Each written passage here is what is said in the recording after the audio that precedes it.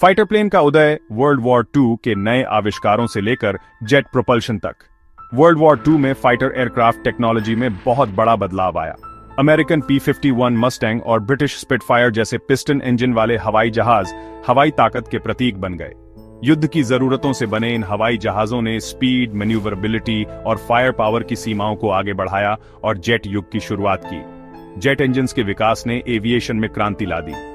पहला operational jet fighter German Mi-262 हवाई युद्ध के भविष्य की एक झलक दिखाता था। इसकी स्पीड और फायर पावर एलाइज के किसी भी हवाई जहाज से ज्यादा थी।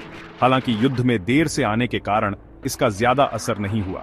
जेट इंजन एक टर्निंग पॉइंट था जिसने प्रोपेलर ड्रिवन फाइटर्स को पुराना बना दिया। हवाई वर्चस्व की रेस एक नए युग में प्रवेश कर चुकी थी जो सुपरसोनिक स्पीड्स और तकनीकी एडवांसमेंट से परिभाषित था। युद्ध के बाद के वर्षों में देशों ने अपने जेट फाइटर्स बनाने की होड़ लगा दी।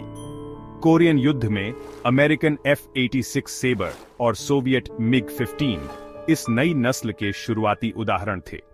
In first generation jet fighters ने हवाई श्रेष्ठता की खोज में दशकों तक चलने वाले तकनीकी इनोवेशन का मंच तैयार किया। रेडार क्रांति, हवाई युद्ध में बदलाव। रेडार, जिसका पूरा नाम रेडियो डिटेक्शन एंड रेंजिंग है, वर्ल्ड वॉर II के दौरान एक गेम चेंजर के रूप में उभरा। शुरू में ग्राउंड बेस्ड एयर डिफेंस के लिए इस्तेमाल किया जाने वाला रेडार जल्दी ही हवाई जहाजों में भी लगाया जाने लगा। इस टेक्नोलॉजी ने पायलट्स को हर मौसम में और रात में भी देखने की क्षमता दी, जिससे हवाई युद्ध की प्रकृति ही बदल गई। शुरुआती एयरबोर्न रेडार सिस्टम साधारण थे, लेकिन उन्होंने एक महत्वपूर्ण फायदा दिया। पायलट्स अब दुश्मन के हवाई जहाजों को देखे बिना ही डिटेक्ट कर सकते थे, जिससे उन्हें रिएक्ट करने और एंगेज करने के लिए कीमती समय मिल जाता था। ये देखे बिना युद्ध करने से टेक्नोलॉजी द्वारा तय किए गए एंगेजमेंट्स में बदलाव का प्रतीक था। ज्यादा सोफिस्टिकेटेड रेडार सिस्टम्स का विकास दुनिया भर की सेनाओं के लिए एक मुख्य फोकस बन गया। 1960 के दशक में शुरू किया गया पल्स डॉपलर रेडार चलते और स्थिर टारगेट्स के बीच अंतर कर सकता था, ग्राउंड क्लटर को फिल्टर कर सकता था और एक्यूरेसी में सुधार कर सकता था। रेडार टेक्नोलॉजी का विकास जारी है और मॉडर्न सिस्टम्स कई टारगेट्स को ट्रैक कर सकते हैं, मिसाइल्स को गाइड कर सकते हैं और यहां तक कि जमीन की हाई रेजोल्यूशन इमेजेस भी बना सकते हैं। यह निरंतर विकास हवाई युद्ध में रेडार के स्थायी महत्व का प्रमाण है। सुपरसोनिक युग, सेकंड जनरेशन फाइटर्स और स्पीड की तलाश। जेट फाइटर्स की दूसरी पीढ़ी 1950 और 1960 के दशक में सुपरसोनिक स्पीड की तलाश में उभरी। वर्ल्ड वॉर II के दौरान जर्मन रिसर्च से प्रेरित स्वेप्ट विंग्स इन हवाई जहाजों की एक खास विशेषता बन गई। अमेरिकन F-104 स्टार फाइटर और सोवियत MiG-21 जैसे हवाई जहाज हाई एल्टीट्यूड बॉम्बर्स को इंटरसेप्ट करने के लिए बनाए गए थे।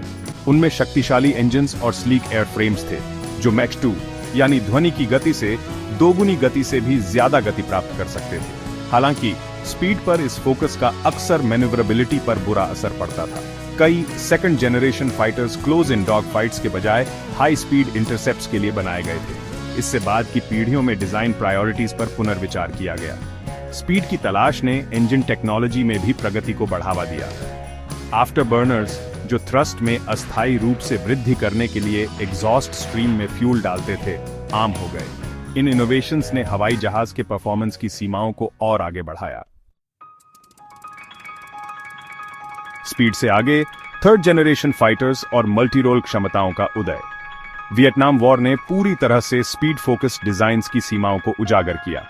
1960 और 1970 के दशक में उभरने वाले थर्ड जनरेशन फाइटर्स ने मैन्यूवरेबिलिटी और वर्सेटिलिटी पर जोर दिया। अमेरिकन F-4 फैंटम ड्यूई और सोवियत MiG-23 जैसे हवाई जहाज एयर सुपीरियॉरिटी से लेकर ग्राउंड अटैक तक कई भूमिकाएं निभाने के लिए बनाए गए थे। उनमें advanced radar systems, beyond visual range missiles और कई तरह के ऑर्डिनेंस ले जाने की क्षमता थी। इस पीढ़ी ने मल्टी रोल कैपेबिलिटीज की ओर बदलाव को चिह्नित किया। फाइटर्स अब सिर्फ इंटरसेप्टर्स नहीं थे, उनसे मिशंस की एक वाइडर रेंज करने की उम्मीद की जाती थी। यह ट्रेंड बाद की पीढ़ियों में भी जारी रहा, जिसमें वर्सेटिलिटी पर लगातार जोर दिया गया। फ्लाई बाय वायर सिस्टम्स, जिसने मैकेनिकल कंट्रोल लिंकेजेस को इलेक्ट्रॉनिक सिग्नल से बदल दिया, ने हवाई जहाज के कंट्रोल में क्रांति ला दी। इस टेक्नोलॉजी ने अधिक एरोडायनामिकली अनस्टेबल डिजाइन्स को संभव बनाया, जिससे एजिलिटी और मैन्यूवरेबिलिटी में वृद्धि हुई।